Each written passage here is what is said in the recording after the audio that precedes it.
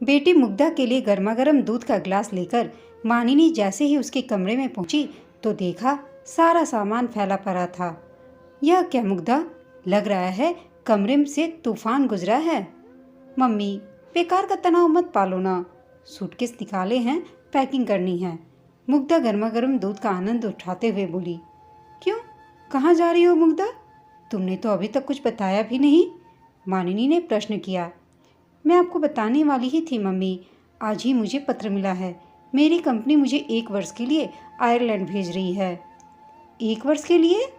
हाँ, और यह समय बढ़ भी सकता है माँ। मुग्धा मुस्कुराई। नहीं, यह नहीं हो सकता मुग्धा, विवाह किए बिना तुम कहीं नहीं जाओगी।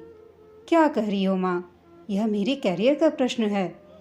इधर यह तुम्हारे जीवन का भी तो प्रश्न है मुग्धा। अगले मास तुम 30 की हो जाओगी। कोई ना कोई बहाना बनाकर इतने सालों से तुम शादी टाल रही हो। मैं तो तुझे यह समझा रही थी कि हर काम समय पर हो जाना चाहिए। अच्छा यह बता, सूरज शादी के लिए तैयार हो गया क्या? मुग्धा मुस्कुराई। सूरज के मानने ना मानने से क्या फर्क पड़ता है माँ? तो विवाह किससे करोगी मुग्धा? यह आपकी समस्या है माँ, मेरी नहीं। क्या तुम हमारे चुने वर से विवाह करोगी? अरे तो पहले क्यों नहीं बताया, हम तो चांद से दूल्हे की लाइन लगा देते अपनी बेटी के लिए। मुग्धा ने फिर उपहास करती हुई बोली। माँ, चांद सा दूल्हा तुम्हारी नाटी मोटी चश्मा लगाने वाली बेटी से विवाह क्यों करने लगा? क्या कहा तुमने? नाटी मोटी चश्मिश? किसी और ने कहा होता तो मैं उसका मुंह नोच लेती। मेरी नज़रों से देखो, लाखों में एक हो तुम। ऐसी बातें आई कहाँ से तुम्हारे मन में? कुछ तो सोच समझकर बोला करो, मानिनी ने आक्रोश व्यक्त किया। मानिनी सोने चली गई थी, पर मुग्धा सुनिए में ताकती बैठी रह गई। वह माँ को कैसे बताती कि अपने लिए उपयुक्त वर की खोज करना उसके बस की बात नहीं। माँ तो केवल सूरज के संबंध में जानती है, सुबोध, विशाल, रंजन के बारे में उन्हें तो कुछ पता भी नहीं। चाहकर भी वह माँ को अपने इन मित्रों के बारे में नहीं बता पाई। यही सब सोचती हुई वह अतीत के भंवर में घिरने लगी। सुबोध उसका अच्छा मित्र था। कॉलेज में वे दोनों सहपाठी थे, पर मुग्धा को उसके गुणों ने आकर्षित किया था। सुबोध मुग्धा के लिए आसमान से चांद तारे तोड़ कर लाने की बात करता तो मुग्धा अभिभूत हो जाती, पर जब वह माँ और अपने पिता राजवंशी से इस संबंध में बात करने वाली ही थी कि सुबोध ने अपनी शादी तय होने का समाचार देकर उसे आकाश से धरती पर ला पटका। सुबोध बातें तो उसके बाद भी बहुत मीठा करता था। उसके अनुसार प्यार तो अजर अमर होता है, वह चाहे तो वे जीवन भर प्रेमी प्रेमिका बने रह सकते हैं। सुबोध तो अपने परिवार से छिपकर उससे विवाह करने को भी तैयार था, पर वह प्रस्ताव उसने ही ठुकरा दिया। उस प्रकरण के बाद वह लंबे समय तक अस्वस्थ रही, फिर उसने स्वयं को संभाल लिया था। मुग्धा चारों भाई बहनों में सबसे छोटी थी। सबने अपने जीवन साथी का चुनाव स्वयं ही किया था। अब अपने ढंग से वे अपने जीवन के उतार चढ़ाव से समझौता कर रहे थे। भाई बहनों के पास न तो मुग्धा के लिए समय था, न ही उससे घुलने मिलने की इच्छा। तो भला मुग्धा के जीवन में वे कैसे झांक पाते? माँ भी सोच बैठी थी कि वह भी अपने लिए वर स्वयं ही ढूंढ लेगी। विशाल और रंजन मुग्धा के जीवन में दुस्वप्न बनकर आए। दोनों ही स्वच्छंद विचरण में विश्वास करते थे। रंजन की दृष्टि तो उसके ऊंचे वेतन पर थी। उसने अनेक बार अपनी दुख भरी झूठी कहानियां सुनाकर मुग्धा से काफी पैसे भी ऐंठ लिए थे। तंग आकर मुग्धा ने ही उससे किनारा कर लिया था। सूरज उसके जीवन में ताजी हवा के झोंकों की तरह आया था। सुदर्शन स्मार्ट सूरज को जो देखता देखता ही रह जाता। सूरज ने स्वयं ही अपने माता पिता से मिलवाया भी, उसे भी विवश कर दिया कि वह उसका अपने माता पिता से परिचय करवाए। कुछ ही दिनों में उससे ऐसी घनिष्ठता हो गई मानो सदियों की जान पहचान हो। अक्सर सूरज उसके ऑफिस में आ धमकता और वह सबसे नजर चुराती नजर आती। मुग्धा अपने व्यक्तिगत जीवन को स्वयं तक ही सीमित रखने में विश्वास करती थी।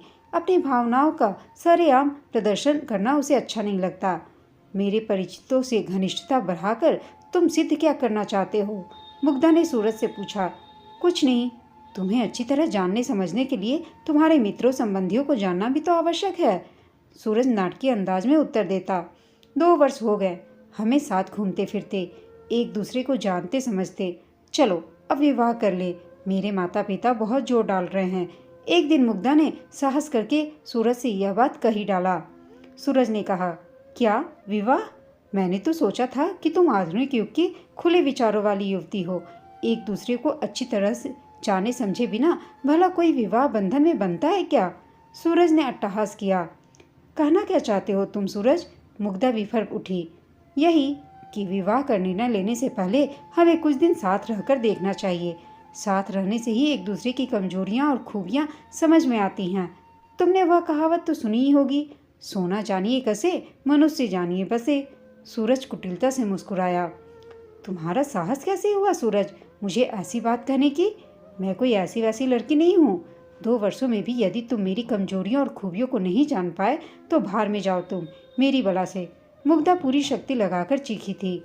सूरज ने कहा, इसमें इतना नाराज होने की क्या बात है? मुझे कोई जल्दी नहीं है। सोच समझ लो, अपने माता पिता से सलाह मशविरा कर लो। मैं चोरी छिपे कोई काम करने में विश्वास नहीं करता। आज के अत्याधुनिक माता पिता भी इसमें कोई बुराई नहीं देखते। वे भी तो अपने बच्चों को सुखी देखना चाहते हैं। किसी से विचार विनिमय करने की आवश्यकता नहीं है मुझे। मैं स्वयं इस तरह साथ रहने को तैयार नहीं हूँ। मुग्धा पैर पटकती हुई वहाँ से चली गई। उधर काम में उसकी व्यस्तता बढ़ती ही जा रही थी। किसी और से मेलजोल बढ़ाने का न तो उसके पास समय था और न ही इच्छा। इसलिए जब माँ ने उसके विवाह की बात उठाई तो उसने सारा भार माता पिता के कंधों पर डालने में ही अपनी भलाई समझी, क्योंकि वह खुद से वर ढूंढकर देख चुकी थी कि उसके साथ क्या हुआ था। मुग्धा करवटें बदलते बदलते कब सो गई पता भी नहीं चला। सुबह जब वह उठी तो मन से स्वस्थ थी। मुग्धा ने अपनी ओर से तुरुप का पत्ता चल दिया था। उसने सोचा था कि अब कोई उसे विवाह से संबंधित प्रश्न करके परेशान तो नहीं करेगा, पर शीघ्र ही उसे पता चल गया कि उसका विचार कितना गलत था। मानिनी और उसके पिता राजवंशी जी भला कब चुप बैठने वाले थे। उन्होंने युद्ध स्तर पर वर खोजो अभियान शुरू कर दिया। दोनों पति पत्नी में मानो नवीन ऊर्जा का संचार हो गया था। मित्रों, संबंधियों, परिचितों से संपर्क साधा गया। समाचार पत्रों, इंटरनेट का सहारा लिया गया और आनन फानन विवाह प्रस्तावों का अंबार लग गया। वर खोजो अभियान का पता चलते ही मुग्धा के बड़े भाई बहन भी दौड़े आए। क्यों? आप अपना पैसा और समय दोनों बर्बाद कर रहे हैं। मुग्धा जैसी लड़की आपके द्वारा चुने गए वर से कभी विवाह नहीं करेगी। मुग्धा के सबसे बड़े भाई मानस ने तर्क दिया। इस समस्या का समाधान तो तुम मुग्धा से मिलकर ही कर सकते हो। हमने उससे सहमति से ही यह कार्य प्रारंभ किया है, राजवंशी जी का उत्तर था। मुग्धा के ऑफिस से आते ही तीनों भाई बहनों ने उसे घेर लिया। यह क्या मजाक है? तुम अपने लिए एक वर भी स्वयं नहीं ढूंढ सकती? मुग्धा की बहन मानवी ने प्रश्न किया। मैं बहुत व्यस्त हूँ दीदी, वर खोजो अभियान के लिए समय नहीं। मम्मी पापा शीघ्र विवाह करने पर जोर दे रहे थे तो मैंने यह कार्य उन्हीं के कंधों पर डाल दिया। कुछ गलत किया क्या मैंने? बिल्कुल पूरी तरह गलत किया है तुमने। बिना किसी को जाने समझे केवल माँ पापा के कहने से तुम विवाह कर लोगी? यह एक दिन का नहीं, पूरे जीवन का प्रश्न है, यह भी तो सोचो तुम। उसके बड़े भैया मानस बोले। मुझे लगा मम्मी पापा हमारे हितैषी हैं। जिस प्रकार वे इस प्रकरण में सारी छानबीन कर रहे हैं मैं तो कभी नहीं कर पाती। मुग्धा बोली।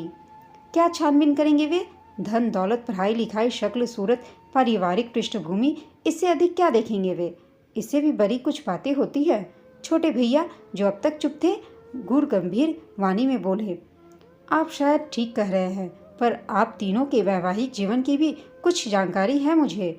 मानस भैया को नियम से हर माह प्लेटें प्याले खरीदने पड़ते हैं। नीरजा भाभी को उन्हें फेंकने और तोड़ने का ज़्यादा ही शौक है। तन्वी भाभी और अविनाश जीजा जी, रहने दो। हम यहाँ अपने वैवाहिक जीवन की कमजोरियाँ सुनने नहीं, तुम्हें सावधान करने आए हैं। अपने जीवन के साथ यह जुआ क्यों खेल रही हो तुम? मानवी थोड़े ऊंचे स्वर में बोली। यह जीवन जुआ ही तो है दीदी। हमारा कोई भी निर्णय गलत या सही हो सकता है, इसलिए मैंने अपने विवाह की आउटसोर्सिंग करने का निर्णय लिया है। मुग्धा ने मानो अंतिम निर्णय सुना दिया। जैसी तुम्हारी मर्जी। अब विवाह निश्चित हो जाए तो हमें बुलाना मत भूलना। तीनों व्यंग्यपूर्ण स्वर में बोले और बोलकर वे वापस लौट गए। इधर मानिनी और राजवंशी जी की चिंता बढ़ती ही जा रही थी। 3 माह बाद ही मुग्धा को आयरलैंड जाना था और 1 माह बीतने पर भी कहीं बात बनती नजर नहीं आ रही थी। यूँ उनके पास प्रस्ताव का अंबार लग गया था, पर उनमें से उनके पास 4-5 ही थे। लड़के वालों को मुग्धा से मिलवाने और अन्य औपचारिकताओं का प्रबंध करते हुए उनके पसीने छूटने लगे थे, पर बात कहीं बनती नजर नहीं आ रही थी। उस दिन प्रतिदिन की गई हुई थी। राजवंशी जी जाड़े की धूप में समाचार पत्र में डूबे हुए थे कि द्वार की घंटी बजी। राजवंशी जी ने द्वार खोला तो सामने एक सुदर्शन युवक खड़ा था। वे तो उसे देखते ही चकरा गए। अरे बेटे तुम, अचानक इस तरह? न कोई चिट्ठी न कोई समाचार। अपने माता पिता को नहीं लाए हो क्या तुम? जी, उनके आने का कोई तो कार्यक्रम नहीं था। माँ ने आपके लिए कुछ मिठाई आदि भेजी है। इसकी क्या आवश्यकता थी बेटा? तुम्हारी माता जी भी कमाल करती हैं। आओ बैठो, मैं अभी आया। युवक को वहीं बैठाकर वे लपक कर अंदर गए। जल्दी आओ, जनार्दन आया है, वे मानिनी से हड़बड़ा कर बोले। कौन जनार्दन? मानिनी ने प्रश्न किया। लो, अब यह भी मुझे बताना पड़ेगा। याद नहीं, मुग्धा के लिए प्रस्ताव आया था, विदेशी तेल कंपनी में बड़ा अफसर है। याद आया, उन्होंने फोटो भी भेजा था। राजवंशी जी ने याद दिलाया। मानिनी ने राजवंशी जी की बात पर विशेष ध्यान नहीं दिया। वे लपक कर ड्राइंग रूम में पहुंची। स्वामी सुदर्शन युवक को देखकर उनकी खुशी का ठिकाना नहीं रहा। युवक ने उन्हें देखते ही अभिवादन किया। उत्तर में मानिनी ने प्रश्नों की बौछार ही कर डाली। कैसे आए? घर ढूंढने में कष्ट तो नहीं हुआ? तुम्हारे माता पिता क्यों नहीं आए? वे भी आ जाते तो अच्छा होता, आदि आदि। युवक ने बड़ी शालीनता से हर प्रश्न का उत्तर दिया। मानिनी उसकी हर भाव भंगिमा का बड़ी बारीकी से निरीक्षण कर रही थी। मन ही मन वे उसे मुग्धा के साथ बिठाकर जोड़ी की जांच परख भी कर चुकी थी। इसी बीच राजवंशी जी जाकर ढेर सारे मिठाई नमकीन आदि खरीद लाए। मानिनी ने शीघ्र ही चाय नाश्ते का प्रबंध भी कर दिया। इतना सब कुछ अंकल, आपको इतनी औपचारिकता की क्या आवश्यकता थी? युवक मेज पर फैली सामग्री को देखकर चौंक गया और उसने राजवंशी जी से पूछा। बेटे, यह सब हमारे शहर की विशेष मिठाइयाँ हैं। ये खास कचौरियाँ हमारे शहर की विशेषता है। मानिनी प्लेट में ढेर सारी सामग्री डालते हुए बोली। मेरी माँ ठीक ही कहती हैं, हम दोनों परिवारों के बीच जो प्यार है वह शायद ही कहीं देखने को मिले। युवक प्लेट थामते हुए बोला। मानिनी उलझन में पड़ गई, पर शीघ्र ही उन्होंने संशय को दूर झटका और घर आए अतिथि पर ध्यान केंद्रित कर दिया कि पता नहीं इसके साथ उनकी बेटी की जोड़ी बनेगी भी कि नहीं। अच्छा आंटी, अब मैं चलूँगा। आप दोनों से मिलकर बहुत अच्छा लगा। अरे, हमने मुग्धा को फ़ोन किया है, वह आती ही होगी। उससे मिले बिना तुम कैसे जा सकते हो? उसी की क्या आवश्यकता? आपने व्यर्थ ही मुग्धा जी को परेशान किया। नहीं नहीं बेटे, इसमें कैसे परेशानी? तुम कौन सा रोज आते हो? राजवंशी जी मुस्कुराएं। तभी मुग्धा की कार आकर रुकी। मानिनी और राजवंशी जी लपक कर बाहर गए। मानिनी उसे पीछे के द्वार से अंदर ले आई। जल्दी से तैयार हो जा, यह जीन्स टॉप बदल कर अच्छा सा सूट पहन ले। और हाँ सुन, अपने बाल खुले छोड़ देना, तुझ पे ज़्यादा अच्छे लगते हैं। क्यों? ऐसा क्यों कह रही हो मम्मी? किसी से मिलने के लिए इतना सजने संवरने की क्या आवश्यकता है, जरा मुझे बताओ। अरे पगली, किसी से नहीं, जनार्दन से मिलना है। तू क्या सोचती है, बिना बताए वह तुझसे मिलने क्यों आया है? अब मुझे क्या पता मम्मी, मैं तो आपका फ़ोन मिलते ही दौड़ी चली आई। मुझे लगा किसी की तबीयत अचानक बिगड़ गई है। तबीयत बिगड़े हमारे दुश्मनों की। मैं जनार्दन के पास जा रही हूँ, तुम जल्दी तैयार होकर आ जाना।